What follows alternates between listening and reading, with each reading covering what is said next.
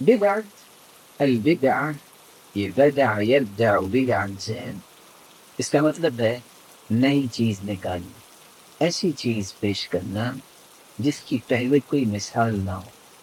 کسی چیز کی ابتدا کرنا، بغیر نمونے کی کوئی چیز سامنے لانا، کسی نئی چیز کو ایجاد کرنا۔ اور امام جرجانی رحمۃ اللہ علیہ بدع کی تعریف کرتے ہوئے فرماتے ہیں البدع هي الفعل المخالف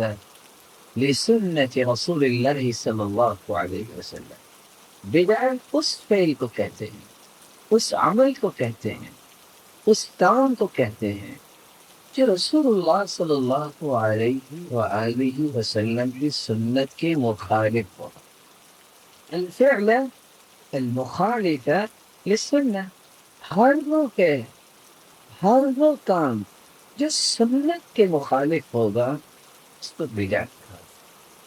امام ابن تیمیہ رحمۃ اللہ علیہ فرمایا کرتے تھے دین کے اندر بدعت یہ ہے ما لم یشرعہ اللہ ورسولہ، ایسا کام کرنا، ایسا عمل اختیار کرنا، ایسے پہلو اختیار کرنا جس کے بارے میں نہ اللہ حضور جلال نے شریعت بنائی ہے، نازل کی ہے،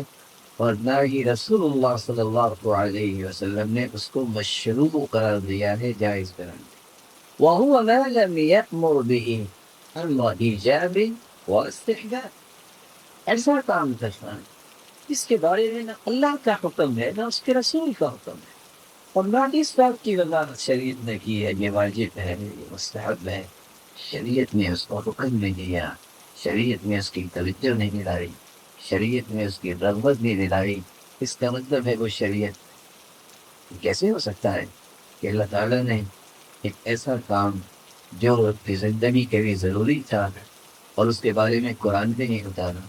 اور اللہ کے رسول صلی اللہ علیہ وسلم کی زبان اطہر سے اس کی وضاحت بھی نہیں کروائی، اور اپنے نبی سے کروایا بھی نہیں، پھر وہ دین بن جائے جو قیامت تک کے لیے دین ہے نا۔ اس سے مطلب تو یہ نکلا کہ دین پہ ناقص ہو۔ اور جیسے لوگ کہہ دیتے ہیں کہ جب فلاں عالم اور فلاں اس نے یہ بات پیش کی ہے، اس کا مطلب یہ ہے کہ یہ اللہ کے پیغمبر کو سمجھ نہیں آئی تھی، نعوذ باللہ من ذالک۔ جس بات کو اللہ جلال نے قرآن میں نہیں اتارا اور جو بات اللہ کے رسول نے اختیار نہیں کی، نہ اس کے بارے میں کوئی حکم صادر فرمایا ہے،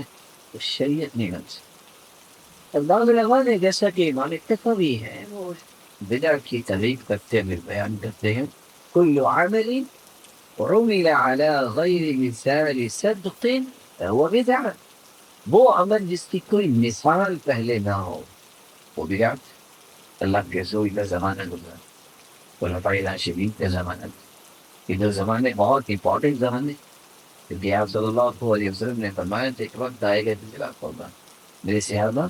علیکم بسنتی، میری سنت کو لازم پکڑنا، وسنت الخلفاء الراشدین المہدیین، اور خلفاء راشدین کے طریقے کا اختیار کرنا، عضوا علیہا بالنواجذ، اس کو مضبوطی سے تھا۔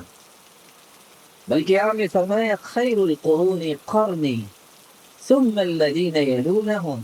ثم الذین یلونہم، بہترین زمانہ میرے صحابہ وہ ہے جس زمانے میں میں ہوں۔ اللہ کے رسول صلی اللہ علیہ وسلم فرماتے ہیں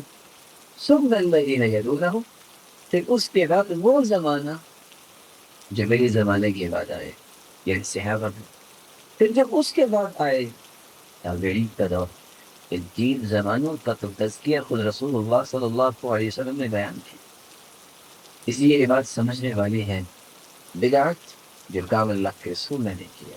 جس کا حکم نہیں دیا، جس کو اختیار نہیں کیا، یا آپ کے سامنے کوئی ایسا کام ہوا اور آپ صلی اللہ علیہ وآلہ وسلم نے اس کا انکار نہیں کیا، یہ جو عمل کریں گے، لیکن انکار کر دیا، یہ تو خلفائے راشدین میں ایسے اعمال سامنے لوگوں کے آئے کہ کہا کہ اللہ کے رسول سے منع کیا ہے، وہ دین نہیں بن سکتا۔